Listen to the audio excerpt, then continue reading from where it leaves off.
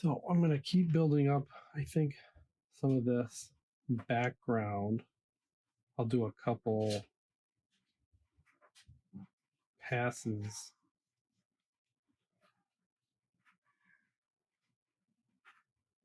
A lot of this is going to look like the same value for a minute until I get more than one pass at it.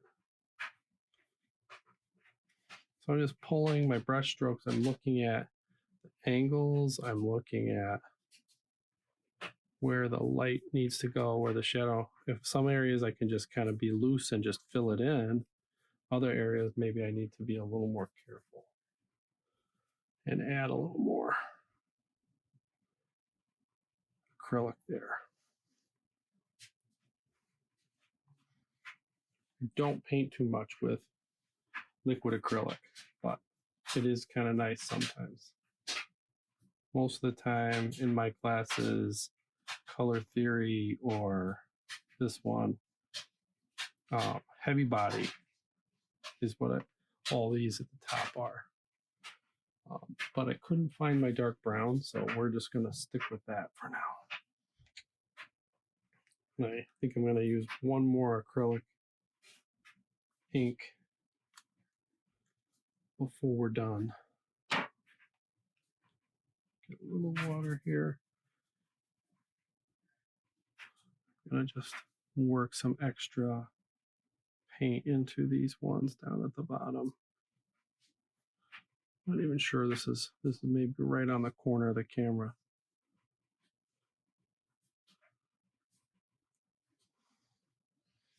This is mostly, my early stages are about setting up value, setting up shapes in the graphic composition. We want to be sure that, you know, whatever we chose, that's kind of how our picture looks. So I've got kind of like two dark sides and then a dark figure in the middle who might not be quite as dark, but maybe he'll have more cools on him. And then that'll be in front of a lighter background. All right, I'm going to clean this one out really quick. And now I'm going to move over and use just a little bit of this. I've got some Red Earth FW acrylic ink. Give it a good shake. Get the pigment up off the bottom. Probably been sitting on my counter or my art bin too long. Put a couple drops of that. I am using this as a base, and I'm going to switch to a smaller brush also. Smaller area, smaller brush. I've got a, first one was a flat 3/4 inch. This is a round or a rigger number 4. So it's got more of a point. And I'm going to use some of this just to block in a little bit of facial hair. I find that most hair types, it's kind of a good idea to have a dark reddish brownish base underneath. It seems to work for almost all types of colors and hair, even if the hair is black, even if the hair is blonde.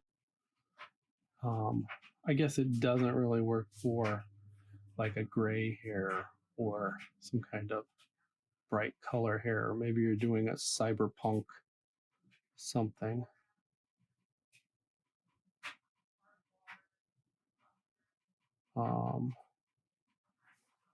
But if you're looking at this, this is, you know, giving me a tone for the hair color. Real quick, real easy. If I want it a little darker in some spots, I can add a little extra. I can even add a touch of that brown if I want to start to darken some of it.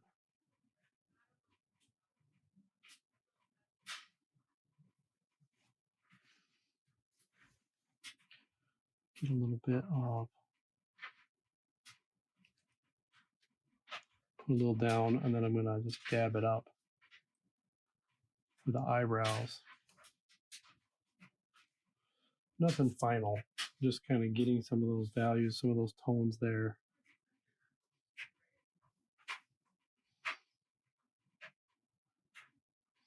We can always work other colors into this and on top of this, which is what we're going to do. That's how you successfully recreate hair, is to layer it. If you paint hair with just one color, you are not doing yourself a good service. You want to have like an undercoat, an undertone, and then build up on top of that.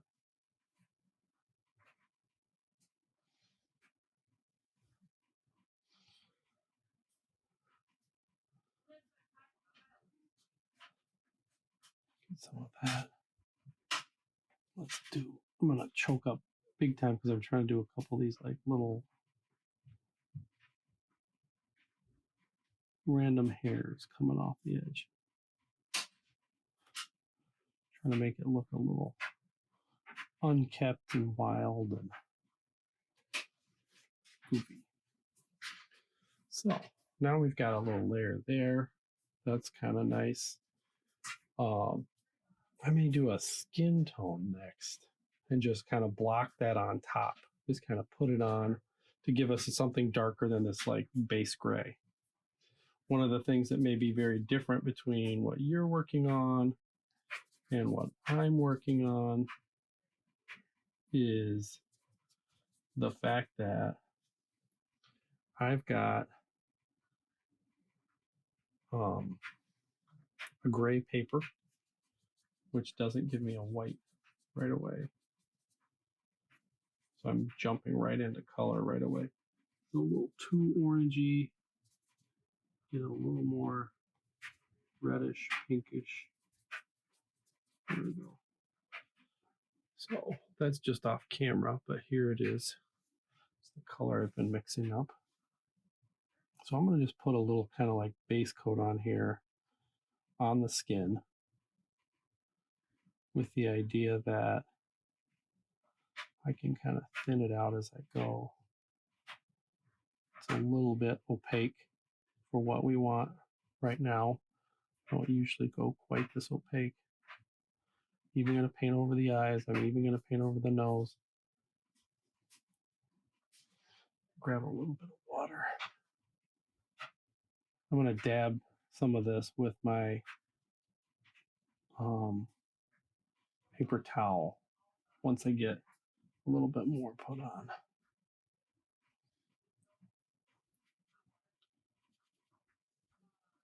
I'm going to soften those edges.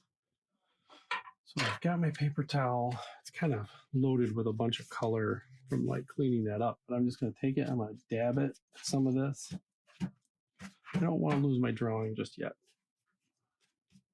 Some of that was a little opaque, but you can see that now it's got the stain to it. It's got a peach kind of stain. So next I'll go and do the same thing up here on the hands.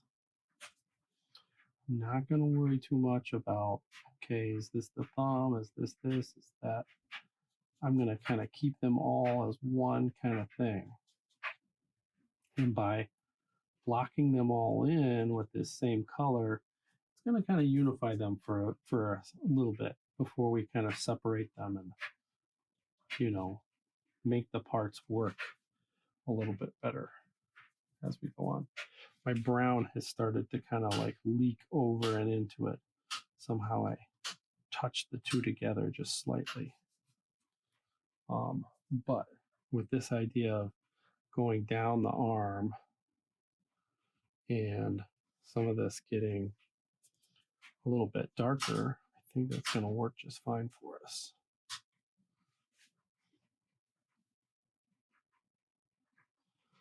All right, so that's got that. So now I'm going to dab over here. So the trick about dabbing with this, I don't want to keep dabbing with the same area, the same part of this the whole time. If I do, I'm going to start stamping the texture of this paper towel right onto other parts of the picture, and that could be a problem for me later. So I don't want to go too much on that early on. I'm going to take this same color. I'm going to move some of the brown and the red that we used for the other parts. I think I'm going to tap very small touch of green into it to neutralize it. I'm going to start to do a little bit of maybe like the darker shadows on the face. So the way that I have my light, I'm going to kind of have like a shadow over here on the edge. I'm going to kind of start to find some of those spots. I might even take this and dab that off. Paint a little bit, dab it off. Paint a little bit, dab it off. That can be an easy way to start to push it towards there in a very slight way without completely settling on full tone of full passage. Sometimes if I don't pull it back, it gets really dark really fast and you got to do a lot of corrections. There's a lot of times where I'm trying to just build stuff up little by little, baby steps to get there.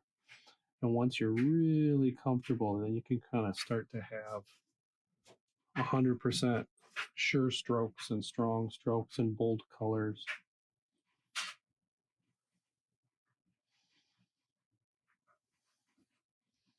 Let that sit for just a second, and I'm going to pull that up.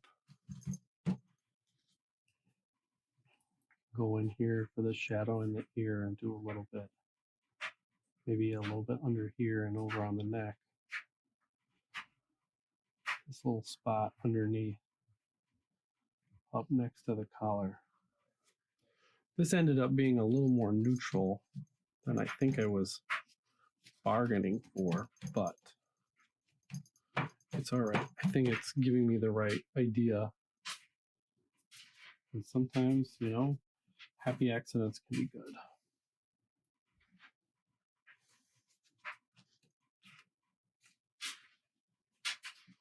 Made this a little bit redder and warmer now. So I'll go back over some areas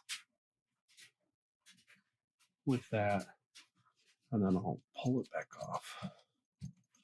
I'll get my small teeny brush when I get into the face. This is a pretty small portrait. If you look at my hand next to the portrait, it's probably 3.5, 4 inches tall. It is not very big. So,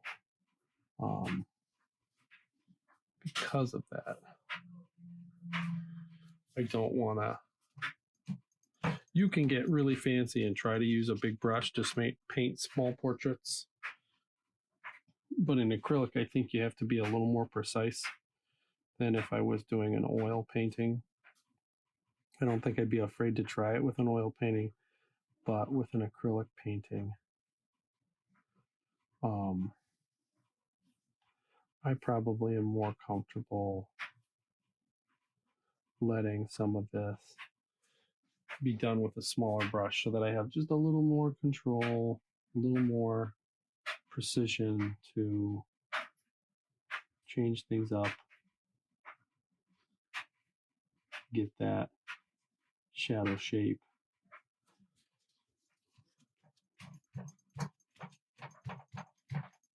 Still blotting, paint a little bit, blot a little bit, paint a little bit, blot a little bit. We can really, nail down all the specifics and the exact stuff and the good shapes and the good light right at the end when we get really confident we have everything where we know we want it pretty close, and then all we need is just little details.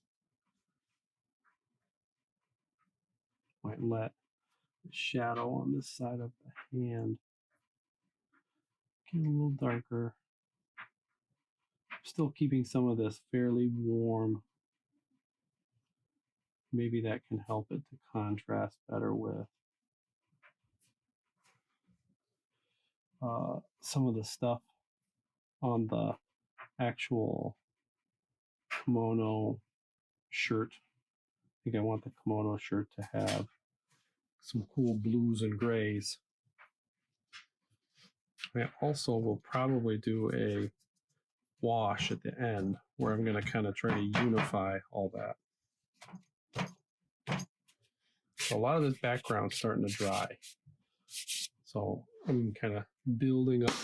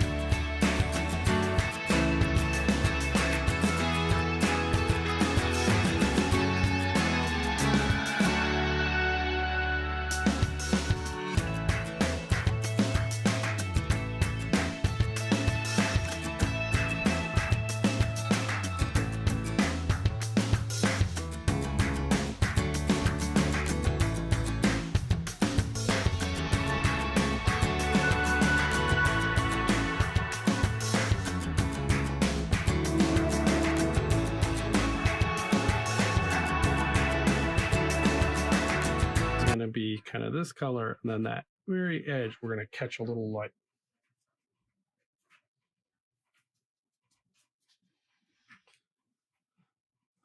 And I probably should have a little more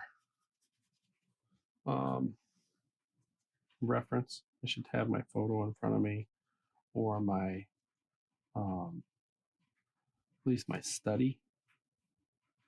But I think right now it's on my iPad and I'm recording with my iPad, so I'll have to print one before I get to my final details. I don't think that I can necessarily get all the way to a finish today, but we can get quite a ways along. Just that little part of the ulna. The ulna is connected to the elbow, and that connects to the wrist, and that also is connected to the pinky. So that's the lower one. It's dividing the top arm muscles from the bottom arm muscles. So the flexors versus the extensors. A little anatomy while we're working. Pull this in a little bit. Let it get darker. Soften up that transition. I can always, if I get this too dark down in here, I can always come back and get some light peach and kind of paint on top. And I will. I'm going to get some like color variety in there as well. I think I'm going to stop for this second. Let a little bit of this dry. And then I think I'm going to start in with some of the grays on the kimono.